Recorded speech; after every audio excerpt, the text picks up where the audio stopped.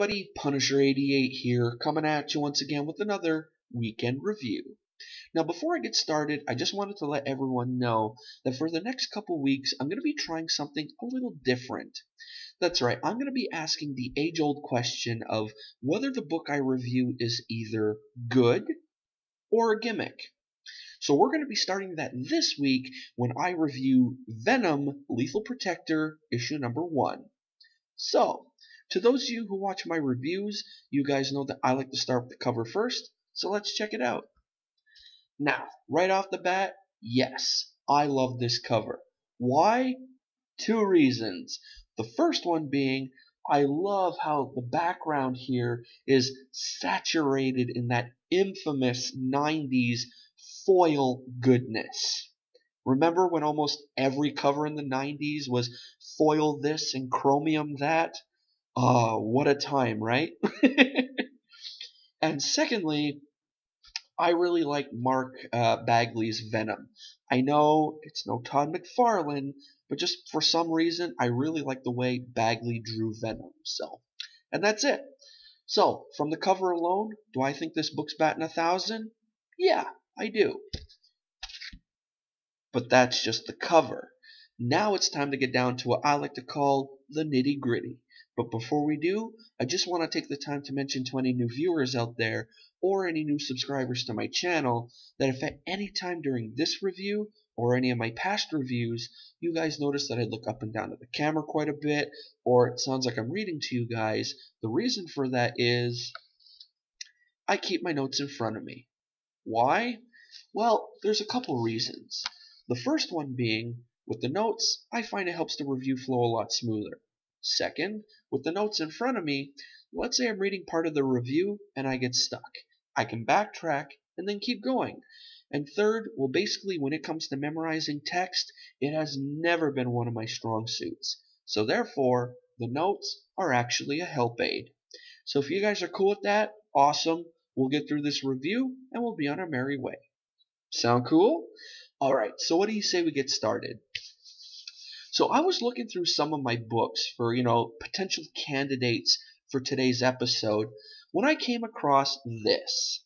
Venom Lethal Protector issue number 1. And I thought this would be the perfect time to look back at the evil symbiote's inaugural solo appearance. Back in the day when Eddie Brock was bonded to the alien and Venom was best left alone in a short 6-issue miniseries. The red foil covered Venom Lethal Protector number 1.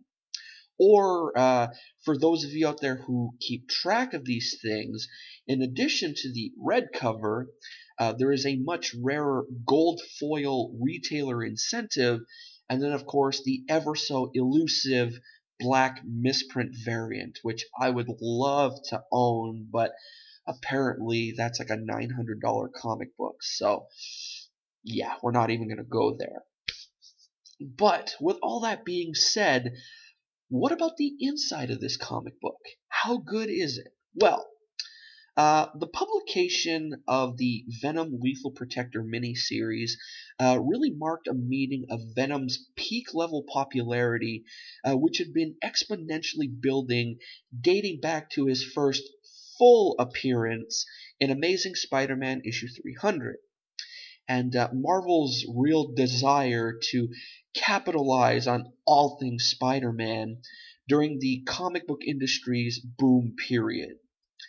Spider-Man group editor Danny Fingeroth was a very busy man in 1993, already overseeing Amazing Spider-Man, Spectacular Spider-Man, Web of Spider-Man, and then just Spider-Man, with Spider-Man Unlimited on the way. Damn!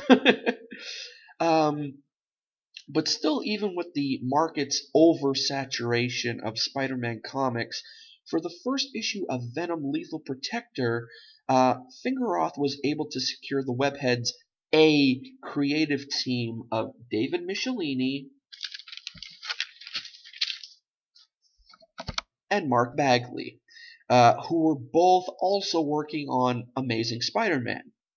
Ron Lim would come on to do pencils for issues 4 to 6 of the mini, but Michelini maintained scripting duties throughout the entire series. The mini also marks Venom's official transition from moral ambiguous villain to Wolverine slash Punisher-esque anti-hero. Michelini and Bagley really set the story in San Francisco, but even with the change of scenery from Manhattan, the creative team just couldn't help but insert Spider-Man into the mini's very first issue. Now, I've never read anywhere definitively that this was due to Marvel's lack of trust in Venom as, the undisputed star of his own series, but it's a curiosity all the same to see Spidey show up so soon in Brock's first comic. Beyond just my general disappointment in seeing Spider-Man as quickly as we did, his appearance also really grinds the story to a halt. Michelini's script gets very exposition heavy as he recaps the origins of the alien symbiote and how his rejected black costume bonded with disgraced news reporter Eddie Brock, who also harbored a huge hatred for Spider-Man because he blamed the web slinger for exposing his article about the identity of the Sin Eater as a hoax. Now, at the time this comic was published, it was more than 5 years since Venom's origin was explained in Amazing Spider-Man 300. He would go on to appear in a number of issues of Amazing Spider-Man and was arguably Spidey's most popular villain from that era. Now, why Michelini and Bagley felt it was necessary to recap the character's background is beyond me. I apologize, though, if this is an arrogant assumption on my part, but I have to think anyone who bought a Venom-centric miniseries was a big enough fan of the character that they probably didn't need the origin filler. Am I right? Well, anyway. Meanwhile, as someone who is a unashamed fanboy of late 80s, early 90s Venom, I believe changing Brock from villain to anti-hero was actually a poor decision because it really sucked so much of the fun away from the character. I mean, going back to his very first appearance, Venom had a very twisted moral code, wherein he justified his urges to murder Spider-Man by claiming his bloodlust was in the interest of protecting innocents from Spidey's evil. We get a glimpse of that level of warped justice in the comic's very first scene when Venom murders a mugger, but that's about it. Same might argue that Marvel was just trying to evolve the character, but I think they instead neutered Venom as an anything can happen harbinger of anarchy, which previously made him a special attraction in the comic book universe. Also, as the issue progresses, the story and action become painfully generic. And I honestly could be reading a comic about pretty much anyone.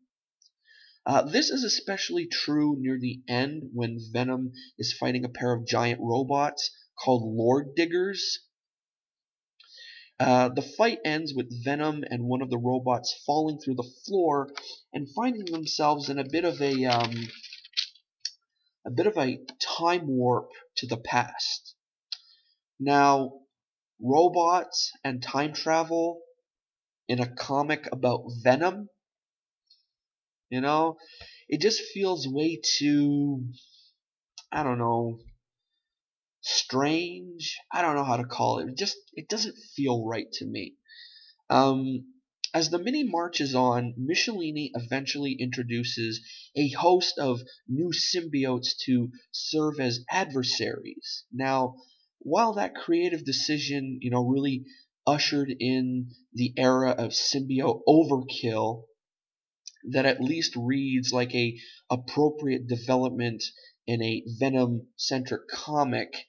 But the way the first issue ends, it just doesn't make a compelling case, for someone to shell out another $3 in the next couple weeks for the next issue. Anyway, it's probably just the nostalgia talking, but I've always enjoyed Bagley's version of Venom. The fangs and the claws always made the character feel imposing and monstrous, while also capturing the, anarchistic fun of Todd McFarlane's original character design. But Bagley's Brock is a totally different story. The best way to describe his hairdo is, the classic business in front, party in back. And what an odd choice for a character that always rocked the, big bully buzz cut. It's just, anyway. Given everything we know about, the House of Ideas, now it's not that surprising that when the Spider-Man universe was at the peak of its early 90s popularity, the creative output was severely lacking. There were a couple of creators who were still, able to pull out some excellent stories during this era. I mean, I always say his name wrong. J.M. DeMatteis. I hope I'm saying it right. And even some Tom DeFalco stuff. But by 1993, Michelini's scripts had become, increasingly bland as he neared the end of his run. Bagley had his moments of greatness, but wouldn't develop more consistency until he started working on Ultimate Spider-Man less than a decade later. So overall, my verdict for Venom Lethal Protector issue number 1, good or gimmick? Gimmick. But I'd like to hear what you guys have to say about this issue. Did you guys think it was good or gimmick? Let me know in the comments below. And that also brings us to the end of this review.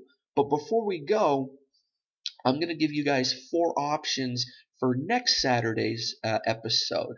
I'm also going to post them on the Punisher88 Facebook page, so you guys have the choice of either voting here by leaving a comment, or you could go there and vote.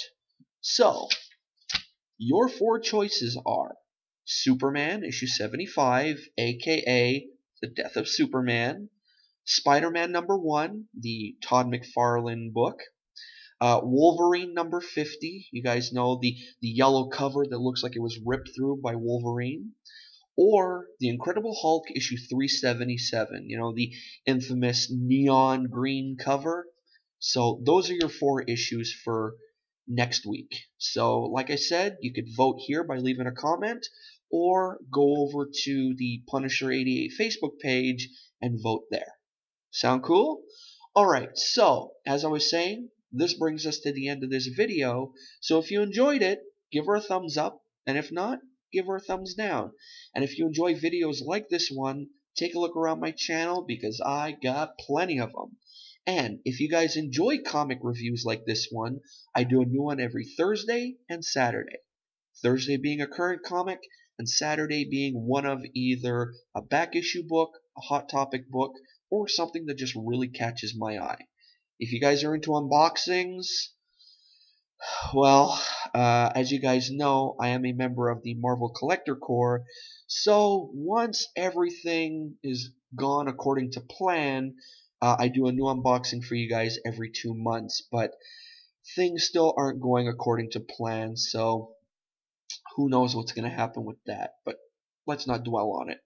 Also, if you guys are into backstories on lame comic book characters, every Wednesday I choose a new character at random, or I choose a character that you guys suggest to me, and I give you guys the dirt on them. Basically, who created them, when they made their first appearance, yada yada yada.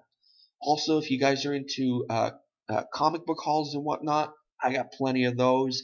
And if you guys are into reaction type videos, well, I have my Thoughts and Stuff series, where I choose a Netflix based superhero TV show, watch one episode a week, and then I let you guys know what I thought of it. I go scene by scene, and if during the process of the episode I spot any Easter eggs, I let you guys know about those as well. And if you guys like everything that I just told you, awesome. And also, while looking around, make sure to comment on any video you like because I love reading and answering viewer comments. As well, while looking around, make sure to like or dislike any video you watch. Yes, I did say dislike because let's face it, no one's perfect, right? And then, when all is said and done, before leaving, make sure to click that subscribe button. Alrighty?